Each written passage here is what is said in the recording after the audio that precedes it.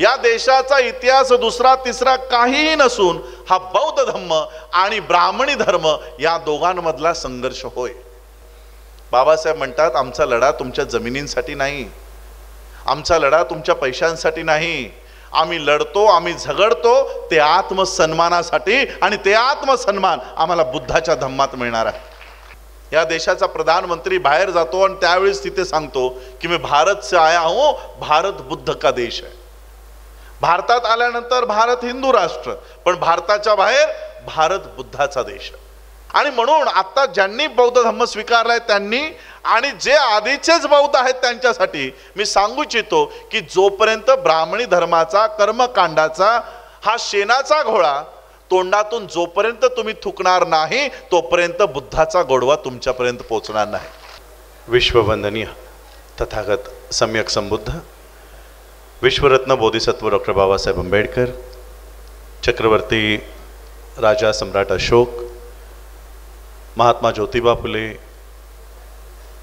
छत्रपती शिवाजी महाराज, लोकशाहीर अण्णाभाऊ साठे, छत्रपती शाहू महाराज, माता रमाई, माता भीमाई, माता जिजाऊ, माता सावित्रीमाई आणि ज्या ज्या महापुरुषांनी महानायकांनी आमच्या हक्काची अधिकाराची लढाई लढली त्या सर्व महापुरुषांना महानायकांना मी त्रिवार वंदन करतो. आजच्या या धम्मदीक्षा सोहळ्यास उपस्थित ज्यांच्या हस्ते आजची ही धम्मदीक्षा पार पडली ते पूज्य भंते पयानंद थेरोजी, पूज्य भंते बुद्धशील. आजच्या या कार्यक्रमाचे प्रमुख वक्ते सुकुमार कांबळेजी, आजच्या कार्यक्रमाचे अध्यक्ष माननीय DS नरसिंगेजी, मंचावर उपस्थित सर्वच मान्यवर, स्वागत अध्यक्ष अनंतरावजी जगतकरजी, निमंत्रक चंद्रशेखर वडमारेजी, आमचे बुद्धिस्ट सोसायटी ऑफ इंडिया भारतीय बौद्ध महासभेचे महाराष्ट्र राज्य अध्यक्ष दिनेश हनुमंतेजी, वैभव दबडगेजी, आमचे मराठवाडा महासचिव किशोर चक्रेजी, मराठवाडा लातूर जिल्हा अध्यक्ष कुमार सोनकांबळेजी, महादेव वाघमारेजी, डॉक्टर श्रीपती शिंदेजी, अरविंद आयवलेजी, मोतीराम कांबळेजी, राहुल सर्वदेजी, मंचावर उपस्थित सर्वच मान्यवर आणि इथं उपस्थित असणाऱ्या सर्व माझ्या मातांना, बंधूंना आणि भगिनींना राजरत्न आंबेडकरचा मानाचा जय भीम. आज आपण बौद्ध धम्माची ही दीक्षा या ठिकाणी पार पाडली. ज्या ज्या लोकांनी बौद्ध धम्माची दीक्षा घेतली त्यांचं बौद्ध धम्मामध्ये स्वागत आहे, त्यांना मनपूर्वक त्यांचं अभिनंदन करतो. आज बऱ्याच गोष्टी मला या ठिकाणी ऐकायला मिळाल्या, बऱ्याच गोष्टी समजल्या. मुळात आम्ही बौद्ध का झालोत हा जो हेतू आहे हा बऱ्याच अंशी आम्ही जे बौद्ध आहोत, पूर्वाश्रमीचे महार असणारे जे बौद्ध आहेत हे आता कदाचित त्यांना तो विसर पडत चाललेला आहे की आमचं बौद्ध होण्यामागचा हेतू काय आहे. मी ज्यावेळेस बौद्धांमध्ये ही बौद्ध परिषदा घेत असतो त्यावेळेस अनेकांना हा प्रश्न पडलेला असतो की आम्ही बाबासाहेबांनी आम्हाला बौद्धच का केलं. मी अनेक, कारण आता माझ्याकडे वेळ खूप कमी आहे, मला जालन्याला जाऊन औरंगाबादला जाऊन सकाळी 5ची फ्लाईट पकडून दिल्लीला जायचं आहे, त्यामुळे मी बऱ्याच समराईज वेमध्ये शॉर्टमध्ये सांगणार आहे. बाबासाहेब आंबेडकरांनी 1954 साली वर्ल्ड फेलोशिप ऑफ बुद्धिस्टच्या जागतिक बौद्ध परिषदेच्या मंचावरनं सांगितलं की आमचं बौद्ध होण्यामागचं कारण काय आहे. काय बुद्धाने केवळ अभिधम्मच दिला आहे, काय बुद्धाने केवळ विपश्यनाच सांगितलेली आहे, काय बुद्धाचा कोणताही बंधुतेचा संदेश नाही का, काय बुद्धाचा कोणताही नैतिकतेचा संदेश नाही का. आणि म्हणून बाबासाहेब आंबेडकरांनी जो बौद्ध धम्म स्वीकारला हा बुद्धाची नैतिक शिक्षण देणारा आणि भारतामध्ये बंधुत्व एस्टॅब्लिश करणारा, सोशल अँड मॉरल टीचिंग्सवर आधारित असणारा बुद्धिझम बाबासाहेबांनी भारतात इंट्रोड्यूस केला. तो बाबासाहेबांनी या भारतामध्ये आणला. पण आज आम्ही तो मूळ हेतू विसरत चाललेलो आहोत. आमच्या घरातले देवी देवता खंडोबा मरियाई ही बाहेर पडून आता तिथे बुद्धाची मूर्ती येत चाललेली आहे. एवढाच तो काही बदल आज आमच्यामध्ये दिसू लागलेला आहे. आणि म्हणून आम्ही कुठेतरी बाबासाहेब आंबेडकरांनी ज्या हेतूने आम्हाला बौद्ध केलंय तो कुठेतरी आम्ही विसरत चाललेलो आहोत. बाबासाहेब आंबेडकरांनी 1950 सालीच या देशाचं संविधान 1949ला निर्माण करून 50ला लागू झालंय. आणि संविधानाचं पहिलं पान प्रिएम्बल ऑफ कॉन्स्टिट्यूशन काय सांगतो की आम्हाला या देशात काय अचीव करायचंय, आम्हाला या देशात काय साध्य करायचंय. Liberty, equality, justice and fraternity. समता, स्वातंत्र्यता, बंधुता, न्याय ज्या पद्धतीने आपण सांगितलं. मग बाबासाहेबांना हाही प्रश्न केला गेला की बाबासाहेब आंबेडकरांनी ही जी तत्व आहेत, ही जी फिलॉसॉफीज आहेत, ही फ्रेंच रिव्हॉल्युशन मधनं उचललीत. बाबासाहेबांनी त्यांच्याच भाषणात याचं स्पष्टीकरण दिलं की मूर्ख आहेत ती लोक जी लोक माझ्यावर असा आरोप करतात की मी ही जी तत्वज्ञान आहे ही फ्रान्समधनं, फ्रेंच रिव्हॉल्युशन मधनं घेतलीत. ही मी कोणत्याही फ्रेंच रिव्हॉल्युशन मधनं घेतली नाही. मी बुद्धाच्या शिकवणुकीतून ही तत्व या भारताच्या संविधानात टाकलेली आहे. माझा एक छोटासा प्रश्न आहे, जर 1950 सालीच बाबासाहेब आंबेडकरांनी भारताच्या देशाच्या संविधानात बुद्धाच्या जीवनातले हे तत्वज्ञान जर संविधानात अंगीकारलेले आहेत, मग 56ला नव्याने बौद्ध धम्म स्वीकारायची काय गरज आहे? बुद्धिझमचं हे काम, जस्टिस, इक्वलिटी, लिबर्टी, फ्रॅटर्निटी, हे एस्टॅब्लिश करण्याचं काम भारतीय संविधान करणारच आहे ना. मग बाबासाहेबांनी त्यांच्या पॉलिटिकल मुवमेंटकडे लक्ष द्यायला हवं होतं. उलट बाबासाहेब आंबेडकरांनी अशा प्रसंगी दीक्षा घेतली जी बौद्ध धम्मासाठी किंवा त्यांच्या बाबासाहेब आंबेडकरांच्या पॉलिटिकल मुवमेंटसाठी अनुकूल वेळ नव्हती. 4 महिन्यातच इलेक्शन्स होत्या. आणि आज आपण बघतोय की हिंदूंची मतं मिळावी म्हणून आमची बौद्धांची लोक, आमची बौद्धांची नेते हे बुद्धाला झाकतायत की नाही आम्ही बौद्ध नाही. हिंदूंची मंदिरे उघडण्यासाठी आमची नेते जात आहेत, तर का? तर हिंदूंची मतं मिळावी म्हणून. बाबासाहेब आंबेडकरांनी असं केलंय का? 1957ला मार्च महिन्यामध्ये, जसं आज याच 2024चा प्रसंग, त्याच पद्धतीने 1957च्या इलेक्शन्स होत्या. आणि 6 महिन्यापूर्वी बाबासाहेब डिक्लेअर करतात की मी आता हिंदू धर्माचा त्याग करणार आहे आणि मी बौद्ध धम्म स्वीकारणार आहे. बाबासाहेब आंबेडकरांचे राजकीय पार्टीतले कार्यकर्ते बाबासाहेबांकडे आले आणि त्यांना सांगितलं की बाबासाहेब, जर तुम्ही हिंदू धर्माचा त्याग केलात तर इलेक्शन्स मध्ये हिंदूंची मतच मिळणार नाहीत. आणि बौद्ध ज्या धम्माचा तुम्ही स्वीकार करायला जात आहात त्या धम्माची माणसंच भारतात नाहीत, त्यांची लोकसंख्याच भारतात नाही. मग एकीकडे हिंदूंचीही मतं मिळणार नाही, एकीकडे बौद्धांचीही मतं मिळणार नाही. अशा अवस्थेत 1957च्या इलेक्शन्स मध्ये आमचा पराभव होईल. तुम्ही आत्ताच धम्म स्वीकारू नका, असं बाबासाहेबांचे राजकीय पार्टीतले कार्यकर्ते बाबासाहेबांपुढे विनंती करत होते. काय स्टँड होता माहिती आहे बाबासाहेबांचा? बाबासाहेबांनी काय भूमिका घेतली? बाबासाहेब म्हणाले, तुमच्यापैकी माझ्यासोबत कोणी नाही आलं तरी चालेल, आम्ही दोघं पती आणि पत्नी जाऊन उद्या बौद्ध धम्माची दीक्षा आम्ही घेणार आहोत, तुमच्यापैकी कोणी नाही आलं तरी चालेल. आणि शेवटी 14 ऑक्टोबर 1956 रोजी बाबासाहेब आंबेडकरांनी बौद्ध धम्माची दीक्षा घेतली. आणि मार्च 1957च्या इलेक्शन्सला बाबासाहेब आंबेडकर हयातच नव्हते. जर कार्यकर्त्यांच्या म्हणण्यानुसार बाबासाहेब आंबेडकरांनी ही धम्मदीक्षा लांबणीवर टाकली असती, 1 वर्ष पोस्टपोन केली असती, तर आज आमची लोक ही IAS IPS डॉक्टर इंजिनियर झालेली दिसली नसती. ती मंदिराच्या बाहेर कुठेतरी पायऱ्यांवर बसलेली, कावड यात्रेमध्ये बसलेली, मरियाईच्या जत्रेमध्ये उभी राहिलेली दिसली असती. बाबासाहेबांनी का आम्हाला बौद्ध करून गेले? कारण मी बाबासाहेब आंबेडकरांचं एक कोटेशन सांगतो. बाबासाहेब आंबेडकर म्हणतात, history of India is nothing but battle between, moral conflict between Buddhism and ब्राह्मणिझम.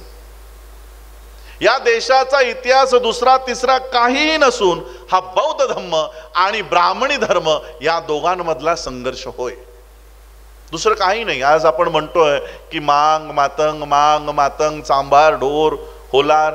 मी खरं तर ही माहिती कधी माझ्या कार्यकर्त्यांनाही दिली नाही, पण या मंचावरनं मी ही माहिती देऊ इच्छितो. माझी सहचारिणी, माझी पत्नी ही स्वतः होलार समाजाची आहे.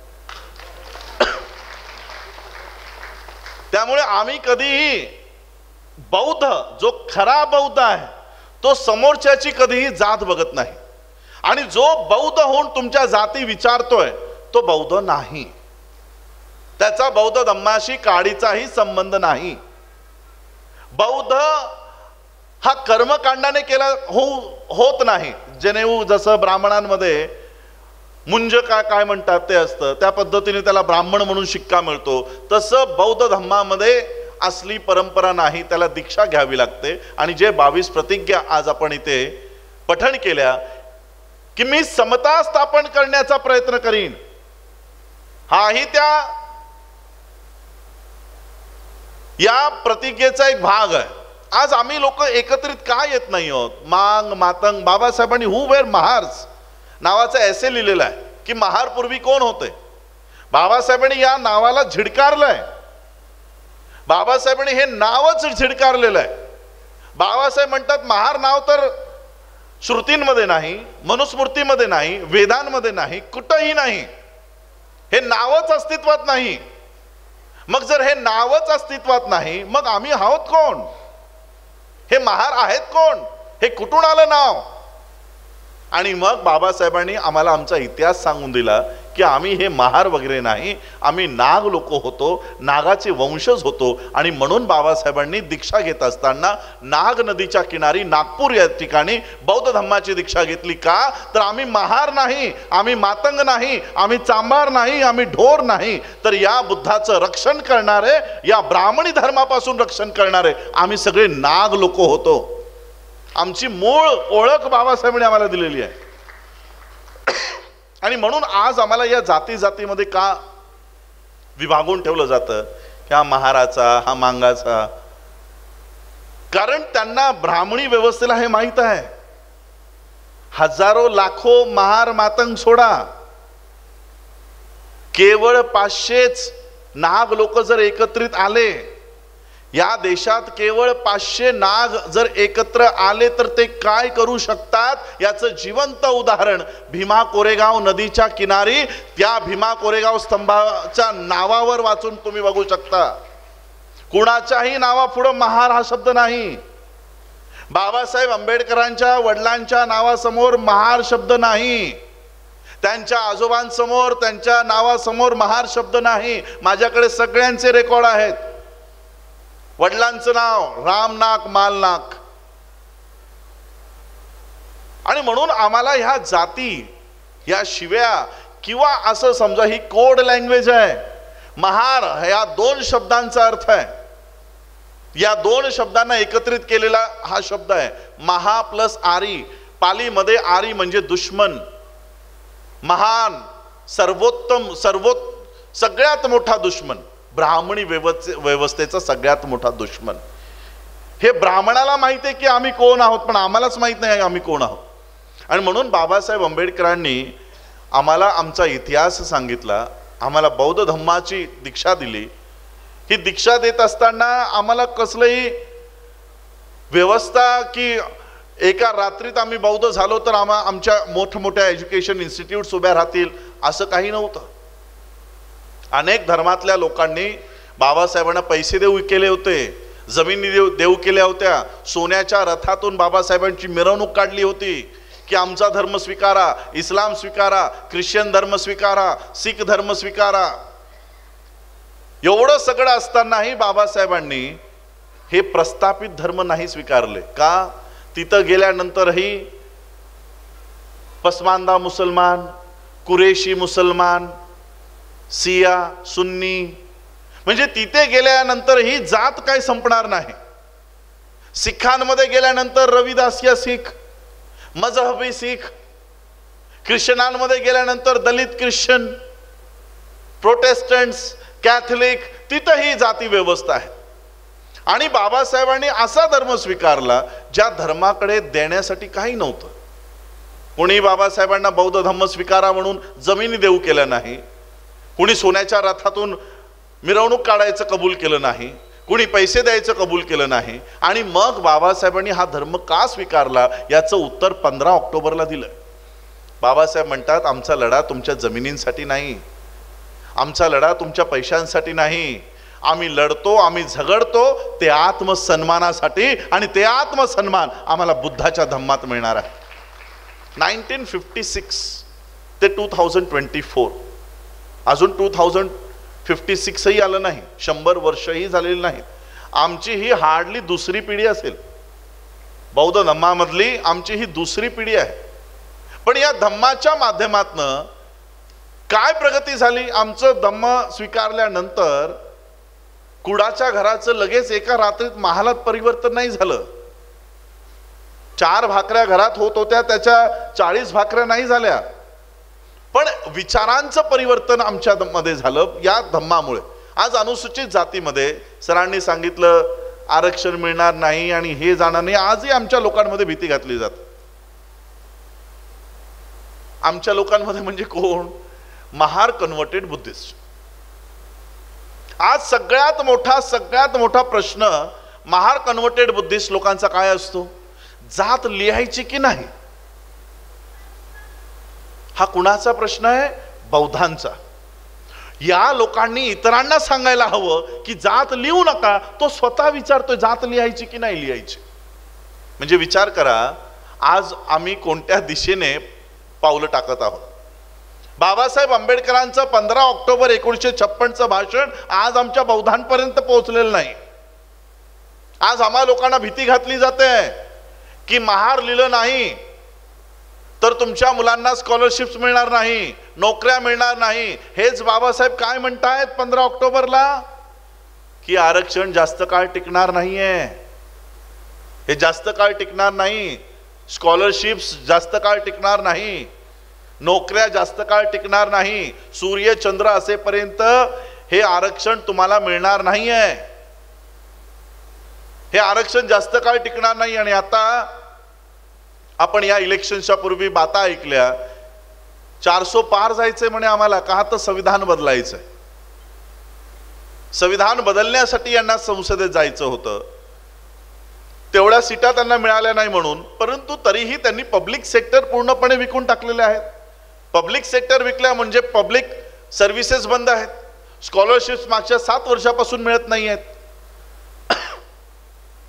आता त्या स्कॉलरशिप्सच राहिल्या नाही, त्यासाठी आम्हाला महार व्हायचं. आणि बाबासाहेब काय म्हणतायत की एखादा पती जर जगणारच नसेल तर त्याच्या नावचं मंगळसूत्र आम्ही का घालावं? याचा अर्थ काय? की हे आरक्षण जर तुम्हाला चंद्र सूर्य असेपर्यंत मिळणारच नसेल तर त्या महार नावाचं ताई, त्या महार नावाचं मंगळसूत्र आम्ही गळ्यात का घालावं? आणि काय सांगतायत बाबासाहेब की आता घरातल्या घरात खूप झालं, भारतात आता खूप झालं, आता भारताच्या बाहेर जाऊन दाखवा. आता भारताच्या बाहेर महारांचे असे किती देश आहेत? आहेत का? 2-4 देश तरी, कमीत कमी श्रीलंका, सिंगापूर, मलेशिया. बाबासाहेब तुम्हाला बौद्ध का करतायत? कारण बाबासाहेबांना हे माहित आहे की या देशाचं संविधान एक ना एक दिवस निष्क्रिय केलं जाईल. आणि त्यावेळेस माझ्या लोकांचं काय होईल? ज्या लोकांना मी मागच्या 2500 वर्षाच्या मनुस्मृतीच्या गुलामगिरीतून मी त्यांना बाहेर काढलंय, यांना पुन्हा त्या मनुस्मृतीमध्ये ही ब्राह्मणी व्यवस्था ढकलून टाकेल. अशा वेळेत मी त्यावेळेस तिथे नसीन, मग माझ्या लोकांचं रक्षण कोण करेल? या देशाचंही संविधान अस्तित्वात नसेल तर माझ्या लोकांची लढाई कोण लढेल? म्हणून बाबासाहेब जाता जाता तुम्हाला बौद्ध धम्म का देऊन गेले? जर या देशाचं संविधान तुमची रक्षा करू शकलं नाही तर त्या बुद्धाच्या पाठीशी, त्या बुद्धाच्या मागे जा. हा बुद्ध तुमच्या पाठीशी उभा राहील आणि जगामध्ये तुमचा आवाज हा बुलंद करायचं काम करेल. ही मोठी कल्पना बाबासाहेबांची होती. आमचा हेतू, बाबासाहेबांनी तेच सांगितलं की जगामध्ये बौद्ध म्हणून जा. महार मातंग सांभार ढोर म्हणून जर आपण गेलो तर आम्हाला भारताच्या बाहेरही कोणी किंमत देणार नाही. आणि म्हणून बौद्ध म्हणून आज जर आपण गेलो, विचार करा, जी ब्राह्मणी व्यवस्था या बुद्धाला मागच्या 2500 वर्षापासून संपवण्याचं काम करते, आज त्यांनाच स्वतःला बौद्ध सांगायची वेळ येते. या देशाचा प्रधानमंत्री बाहेर जातो आणि त्यावेळेस तिथे सांगतो की मी भारत से आया हूं, भारत बुद्ध का देश है. भारतात आल्यानंतर भारत हिंदू राष्ट्र, पण भारताच्या बाहेर भारत बुद्धाचा देश. नीता अंबानीचा आपण व्हिडिओ बघितला. विचार करा, ही ब्राह्मणी व्यवस्था भारताला हिंदू राष्ट्र बोलते, पण भारताच्या बाहेर जाऊन ते कबूल करतात की भारत बुद्धाचा देश आहे. का? तर त्यांना माहित आहे की या बुद्धामध्ये किती ताकद आहे, पण ती ताकद आम्हाला माहिती नाही, आम्ही त्याचं युटिलायझेशन कधी केलं नाही. आणि म्हणून आम्हाला आज धर्मांतर वगैरे नाही झालंय, आम्ही आमच्या मूळ घरामध्ये परत आलेलो आहोत असं आज मी सांगत आहोत. आणि म्हणून आज अनुसूचित जातीमध्येही एकूण 60 जाती येत आहे, एकूण 60 जाती आहे. आणि या केवळ जाती नाही, मनुस्मृतीने यांच्यावर जी निर्बंध लावलेली आहे ती आजही कायम आहेत. महारांचं मनुस्मृतीने दिलेलं काम काय होतं की कोणत्याही गावामध्ये जर गुरंढोरं मेली तर ती ओढून बाहेर घेऊन जायचे, त्याचं विल्हेवाट लावायची, ही महारांची काम. मातंगांची कामं की कुणाचं डेथ झाली, कुणाची प्रसूती झाली, कोण मेलय त्याची दवंडी पिटवून संपूर्ण गावात हलगी वाजवून ते सांगण्याचं इन्फॉर्मेशन, मग ते गाव किती का लांब असे ना, हे काम त्या जातीचं. चांभारांचं काम चपला बनवणं, बुटं बनवणं ही त्यांची कामं. ही मनुस्मृतीने केवळ जातीच निर्माण नाही केल्या, तर त्या जातीला विशिष्ट कामही देऊन ठेवली. आणि आज आपण बघतोय की ज्या जाती आज बौद्ध धर्माकडे वळल्या, आज त्या जातींची प्रगती झालेली आहे. आज महाराष्ट्रामध्ये 59 जातींची ही अनुसूचित जाती आहे. आणि मग त्या 59 जातीमधनं काही विशिष्ट जातींची प्रगती झालेली का दिसते? आरक्षण तर संपूर्ण 59 कास्टला आहे, संपूर्ण 59 कास्टला ते आरक्षण लागू आहे. मग काही विशिष्ट जाती प्रगती करताना का दिसतात? तर त्यांची खरी प्रगती ही आरक्षणामुळे झाली नाही, त्यांची खरी प्रगती झाली तर बुद्धाचा धम्म स्वीकारल्यामुळे विचारांची परिवर्तन झालं आणि आज ते प्रगतीपथावर गेले. आणि म्हणून मी आज तुम्हा सगळ्यांना, तुम्ही जे हे काम करत आहात, आज बौद्ध धम्म केवळ बौद्धांनाच सांगितलं तर अख्खं पिढ्या जातील, पण भारत बौद्धमय होणार नाही. आणि म्हणून हा धम्म आज इतर जातींपर्यंत, कमीत कमी आपण ओबीसींचं आपण म्हणतोय की ओबीसी पण बौद्ध धम्माकडे आला पाहिजे. आधी अनुसूचित जातीला पण तरी बौद्धमय करूया. अजून आम्ही अनुसूचित जाती जोडलेली नाही, आम्ही ओबीसींना जोडायचं बाता करतो आहोत. आणि म्हणून आम्ही आधी आपलं घर आपण नीट केलं पाहिजे. आपण जितक्या काळ या जातीमध्ये विभागून राहू, जातींमध्ये विभागून राहू, तितक्या काळ आपण स्वतंत्र होऊ शकणार नाही. स्वतंत्र म्हणजे काय? Liberation of mind, cultivation of mind should be the ultimate aim of human existence. Babasaheb म्हणतात मेंदूचं स्वातंत्र्य, बुद्धीचं स्वातंत्र्य हे मनुष्याचं, मानव जातीचं हे अल्टिमेट गोल असलं पाहिजे. आणि म्हणून जोपर्यंत या जातीच्या रकान्यात आपण आहोत तोपर्यंत आपण या एक्झिस्टन्सला, ह्युमन लिबरेशन माइंडला आपण लिबरेट करू शकणार नाही. मी फक्त एवढंच सांगू इच्छितो की आज बुद्धाचा धम्म तुम्ही स्वीकारता, या चाली रीती ज्या आज आपण अंगीकारलेल्या आहेत त्याही सोडल्या पाहिजे. केवळ मातंगच नाही, महारांमध्येही अजूनही त्या प्रथा सुरू असलेल्या आम्हाला दिसतात. मी एक उदाहरण देऊ इच्छितो. आमच्या वैभवने एक सुंदरसं गोष्ट मला सांगितली. शेण तर आपल्या सगळ्यांना माहीत आहे.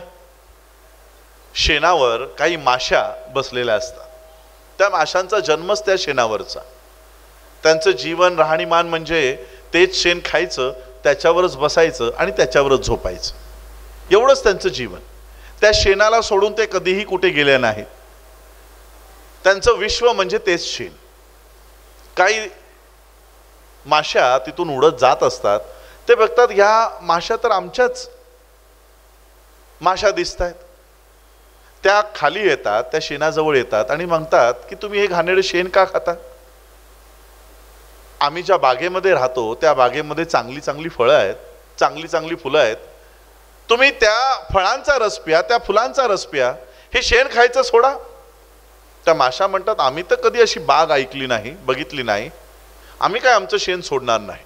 त्या माशा म्हणतात अरे खरंच बाग आहे. पण त्या शेणावरच्या माशांपैकी 2 माशा विचार करतात आता हे एवढं बोलतायत तर आपण बघून तरी येऊ, काय बाग असते, काय फुलं असतात, काय फळं असतात, आपण बघून तरी येऊ. म्हणून मग त्या बाकीच्या माशांसोबत या 2 माशा ओढून त्या बागेत येतात. बागेत येऊन बघतात तर काय सगळीकडे फळं लागलीत, फुलं लागलीत. ते फळांचा रस पितात, फुलांचा रस पितात. पोट भरून झाल्यानंतर त्यांना शेणावरच्या माशांची आठवण होते की आमची बांधवं तिथेच राहिलीत, त्यांना घेऊन येऊया. म्हणून ते उडत उडत पुन्हा शेणावर येतात, त्यांना माहिती देतात आणि सांगतात अरे खरंच तिथे फळं आहेत, खरंच फुलं आहेत. आता शेणावरच्या माशांना वाटतं की ही दोघं तर आपलीच आहेत, बोलतायत म्हणजे खरंच असेल. पण तरी त्यांच्या मनामध्ये शंका असते. तिथं गेल्यानंतर कुणी आपल्याला अडवलं तर, तिथे गेल्यानंतर कुणी आपल्याला येऊ दिलं नाही तर, फळच संपली तर, आरक्षण गेलं तर, नोकरी मिळाली नाही तर, स्कॉलरशिप मिळाली नाही तर, जसं आमच्या मनामध्ये शंका असते तशी त्या माशांच्या मनामध्ये शंका येते.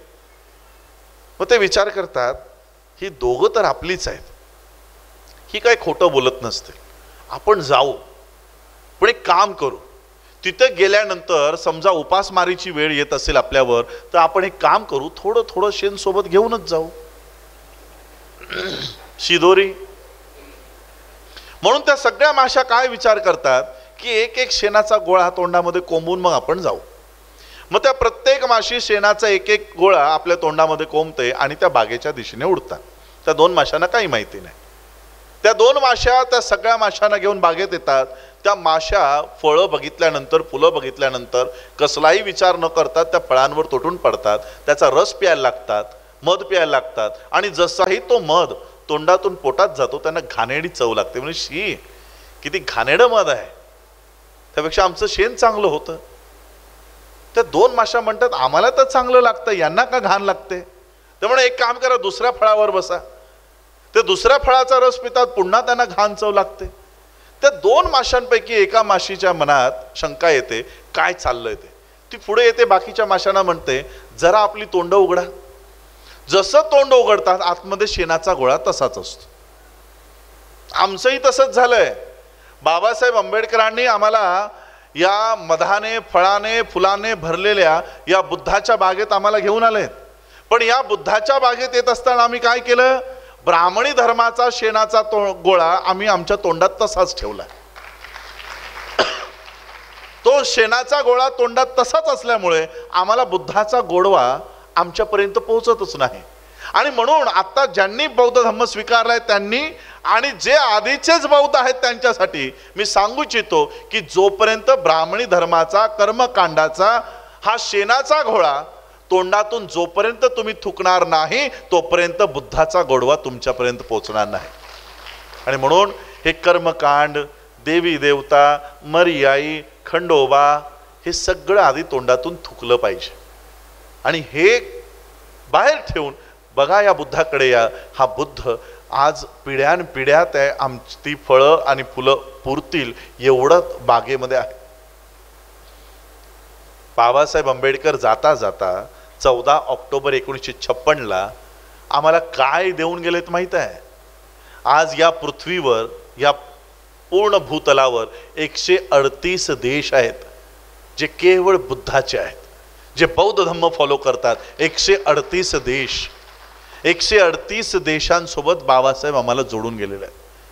पण तिथे जाण्यासाठी दलित म्हणून जाता येत नाही, महार म्हणून जाता येत नाही, मांग म्हणून जाता येत नाही. तिथे जायचं असेल तर बौद्ध म्हणून जाता येतं. महार, मातंग, चांभार, ढोर हे जे शिव्या आम्हाला दिलेल्या आहेत या जाती आपल्याला सोडून बौद्ध म्हणून आपली ओळख निर्माण केली पाहिजे. बघा 138 देश पायघड्या घालून तुमचं स्वागताला उभे राहतील एवढी मोठी ताकद बाबासाहेब जाता जाता आम्हाला देऊन गेलेलं आहे.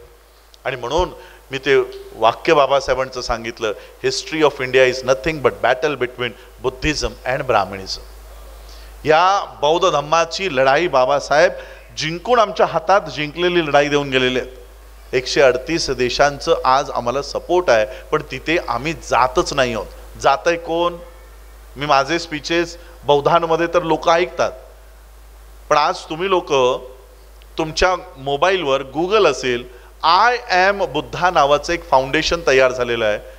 या जसं तुम्ही TBM सांगत होता, त्रिरत्न बौद्ध महासभा, भारतीय बौद्ध महासभा आपसात भांडत आहेत. दोघंही बौद्धांच्या संस्था आहेत. आमची भांडणं आपसात आहेत. तू अध्यक्ष का मी अध्यक्ष, खुर्चीसाठी आम्ही भांडतोय. आणि जगामध्ये जाऊन ओरडून ओरडून कोण सांगतंय की मी बौद्ध आहे, मी बौद्ध आहे? गुगल करा एकदा, आणि त्यांची कार्यक्रमाची लिस्ट आहे. नेदरलँड, फ्रान्स, UK सगळ्या देशांमध्ये त्यांचे बौद्ध परिषदा सुरू आहेत. आणि जगाला ओरडून ओरडून सांगतात की आम्ही बौद्ध आहोत, आय एम बुद्धा. कोण आहेत? पल्लवी जोशी आणि विवेक अग्निहोत्री, ज्यांचा बौद्ध धम्माशी काडीचाही संबंध नाही. ते जगामध्ये स्वतःला बौद्ध करतायत. आणि आम्ही जे मूळ बौद्ध आहोत ते मात्र महार, मातंग, चांभार, ढोर या जातींमध्ये विखुरलेले आहेत. ते जगाच्या पटलावर जाऊन स्वतःचे अधिकारही मागायला तयार नाही. आणि म्हणून आम्हा लोकांना येणाऱ्या काळामध्ये केवळ दीक्षा घेऊन चालणार नाही. आपण आज इथे एक प्रतिज्ञा घेतली की मी ब्राह्मणाच्या हातून कसलेही क्रियाकर्म करून घेणार नाही. आहे ना प्रतिज्ञा? बौद्ध होत असताना ही प्रतिज्ञा आम्ही घेतली की ब्राह्मणाच्या हातून कसली क्रियाकर्म करून घेणार नाही. मग जर ब्राह्मणाच्या हातून क्रियाकर्म करून घेणार नाही, मग त्या ब्राह्मणांच्याच व्यवस्थेचे शिक्षण तरी आम्ही आमच्या मुलांना का द्यावं? आज मुलं आमची शिकतायत काय? गुरु ब्रह्मा, गुरु विष्णू, गुरुदेवो महेश्वरा. महाराष्ट्रात आता मनुस्मृती शिकवली जाणार आहे. आणि म्हणून आज जी लोक बौद्ध झालीत, या बौद्धांचं एक कर्तव्य असलं पाहिजे की आमची शैक्षणिक व्यवस्था, आमची अर्थव्यवस्था ही स्वतंत्र असली पाहिजे. कुणाच्याही ती दबावाच्या खाली असता कामा नये. आणि म्हणून आम्हा लोकांचं काम केवळ दीक्षा घेतलं आणि आज आमचं काम संपलं असं नाही. आज जर आमची दीक्षा झाली तर येणाऱ्या 10 वर्षामध्ये या महाराष्ट्रात बौद्धांची स्वतंत्र विश्वविद्यालय तयार झाली पाहिजेत. आणि आमची मुलं ही बौद्ध संस्कृतीच्या शाळांमध्ये, कॉलेजेसमध्ये गेली पाहिजेत. अशी व्यवस्था करणंही आमचं कर्तव्य असलं पाहिजे. अन्यथा बाबासाहेबांनी सांगितलं, only Diksha is not sufficient. केवळ दीक्षा घेऊन काही होणार नाही. अन्यथा ही लोक पुन्हा स्लिप आउट होतील आणि हिंदू धर्मात निघून जातील. पुन्हा हिंदू धर्मात निघून जातील. यांना बौद्ध म्हणून जर तुम्हाला धरून ठेवायचं असेल तर ती मेकॅनिझम उभं करणं गरजेचं आहे. काय मेकॅनिझम? आमची शैक्षणिक व्यवस्था, आमची मीडिया, आमची अर्थव्यवस्था. आणि त्या अर्थव्यवस्थेवर मी काम केलेलं आहे. आम्ही मागच्या 2 वर्षामध्ये, मला वाटतं 6 जूनलाच, याच महिन्यामध्ये 2-4 दिवसापूर्वी आमचं रजिस्ट्रेशन लेटर आलेलं आहे. आज एवढा मोठा वर्ग अनुसूचित जातीचा, जो सगळ्यात मोठा सरकारी कर्मचारी आहे, IAS आहे, IPS आहे, इंजिनियर आहे, हा सकाळी 8 वाजता घर सोडतो, संध्याकाळी 5-7 वाजता घरी येतो आणि दिवसभर सरकारची नोकरी करून महिन्याअंती जो पगार मिळतो तो सरकारच्या बँकेत ठेवतो. आणि सरकार पैसे उचलून अडाणी अंबानीला त्यांचे रस्ते बनवण्यासाठी, त्यांचे एअरपोर्ट बनवण्यासाठी, त्यांचे वॉटर पोर्ट्स बनवण्यासाठी संपूर्ण देशात यांना पैसे देतात.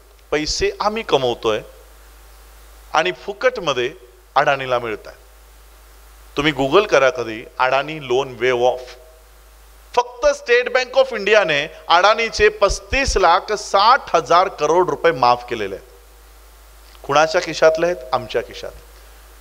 का तर आम्ही आमची स्वतंत्र अर्थव्यवस्था तयार केली नाही. कुणी?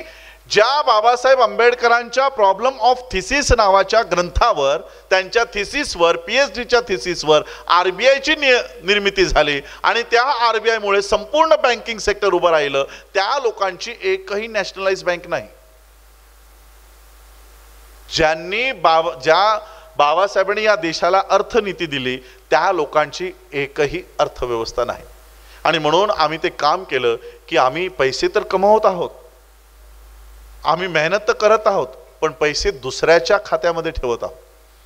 आमचे पैसे उचलून अडाणी अंबानीला दिले जातात. आणि म्हणून आमची स्वतंत्र बँक असणं गरजेचं आहे. यासाठी मागच्या 2 वर्षात संपूर्ण भारतामध्ये हा विचार लोकांपर्यंत दिला आणि आज त्या बँकेचं रजिस्ट्रेशन झालं. Doctor Bhimrao Ramji Ambedkar multi state cooperative बँकेचं निर्मिती झाली. आणि म्हणून मी सांगणार आहे, माझ्या मातंग बांधवांनाही सांगणार आहे आणि मी एक विनंती करणार आहे, ही माझी पर्सनल विनंती राहणार आहे, ज्यांनी ज्यांनी बौद्ध धम्माची दीक्षा घेतली, आज याच दीक्षा घेत असताना आम्ही एक अजून प्रतिज्ञा घेतली की आज माझा नवा जन्म होत आहे. आता इथे बसलेली लोक, कुणीतरी मला सांगा, तुम्हाला पूर्वीचा जन्म आठवतो का? आठवतो कुणाला?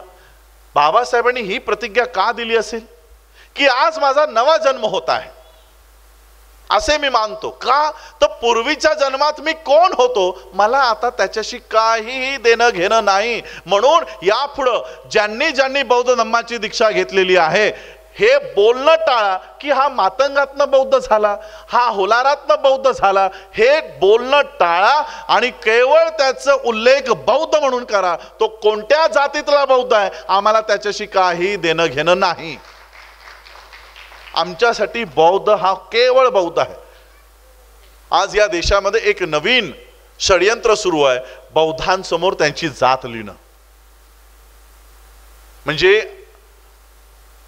आमची उद्या मुलं जर शाळेमध्ये गेली, सरकारने, महाराष्ट्र शासनाने GR काढलाय की बौद्धांच्या जाती लिहा.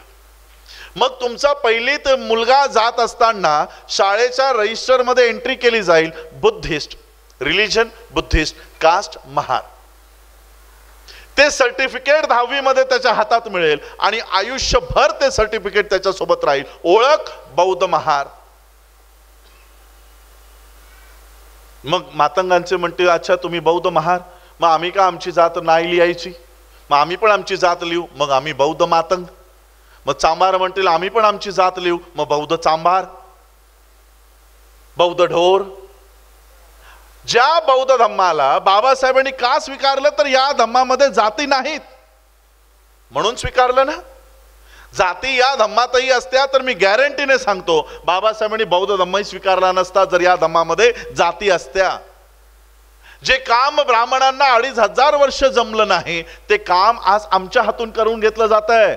या धम्मात जाती आणायचं काम सुरू झालेलं आहे.